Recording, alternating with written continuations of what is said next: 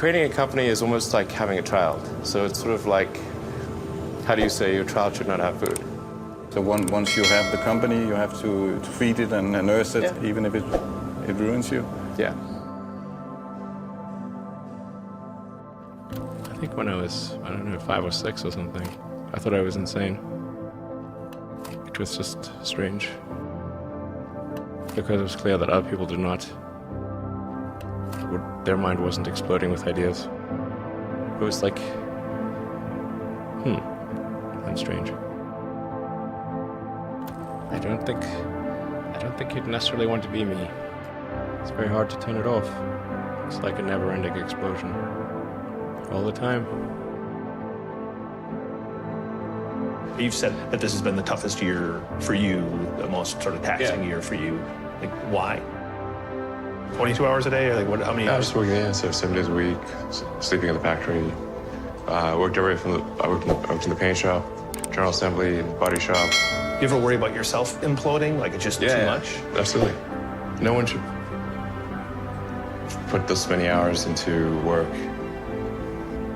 This is not good. And people should not work this hard. They should not do this. It's very painful. Painful in what sense? It hurts my brain and my heart. So this is not recommended for anyone. I just did it because if I didn't do it, then Tesla, good chance Tesla would die. I mean, Tesla really faced a severe threat of death due to the Model 3 production ramp.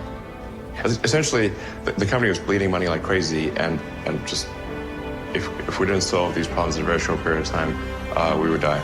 And it was extremely difficult to solve them. How close to death did you come? Within single-digit weeks.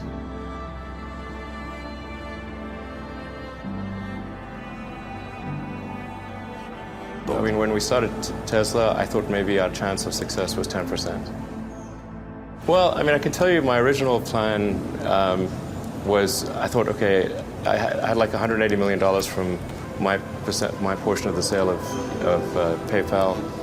And I thought, if I invest half of that in creating these companies, then I still have the other half to be fine. Yeah. But of course, that's not how it worked out.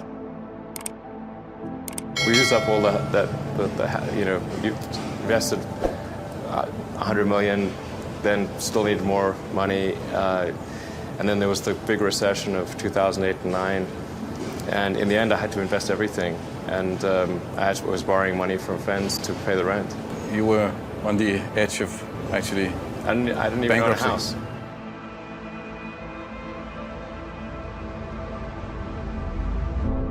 I didn't think it would be easy. Like I said, I thought they would probably fail. But creating a company is almost like having a child. So it's sort of like, how do you say your child should not have food? So once you have the company, you have to feed it and nurse it and take care of it, even if it ruins you. Yeah.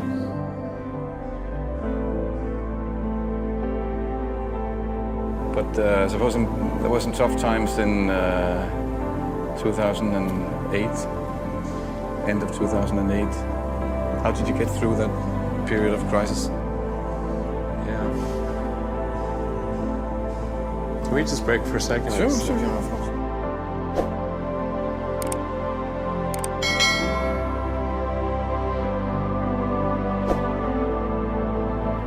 I think that probably they shouldn't want to be you. I think it sounds better than it is. Not as much fun being me as you'd think. There's definitely, it could be worse for sure, but it's. I'm not sure I want to be me. It has actually been a very difficult journey, I have to say. My priority right now is to try to add some more management bench strength to Tesla in particular, so that I can take a vacation.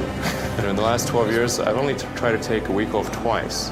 The first time I took a week off, the Orbital Sciences rocket exploded and Richard Branson's rocket exploded in that same week.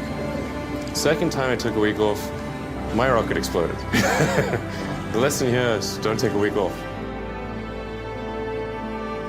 Well, when my brother and I were starting our first company, instead of getting an apartment, we just rented a small office and we slept on the couch. And we showered at the YMCA, and we're so hot up we had just one computer. So the website was up during the day, and I was coding at night, 7 days a week, all the time. And I sort of briefly had a girlfriend in that period, and in order to be with me, she had to sleep in the office. So work hard, like I mean, every waking hour. That's the thing I would say, particularly if you're starting a company. Trying to build a company and have it succeed is like eating glass and staring into the abyss. I mean, what tends to happen is it's sort of quite exciting for the first several months of starting a company, and then reality sets in. Things don't go as well as planned. Customers aren't signing up. The technology or the product isn't working as well as you thought. And then that can sometimes be compounded by a recession, and it can be very, very painful for several years. When you had that third failure in a row, did you think, I need to pack this in? Never. Why not? I don't ever give up. I mean, I'd have to be dead or completely incapacitated. You know, there are American heroes who don't like this idea.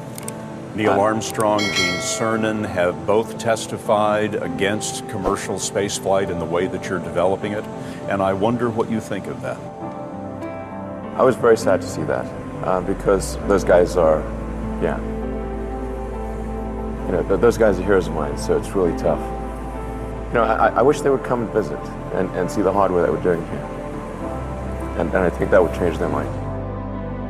They inspired you to do this, didn't they? Yes. And to see them casting stones in your direction. It's difficult. Did you expect them to cheer you on? Certainly hoping they would.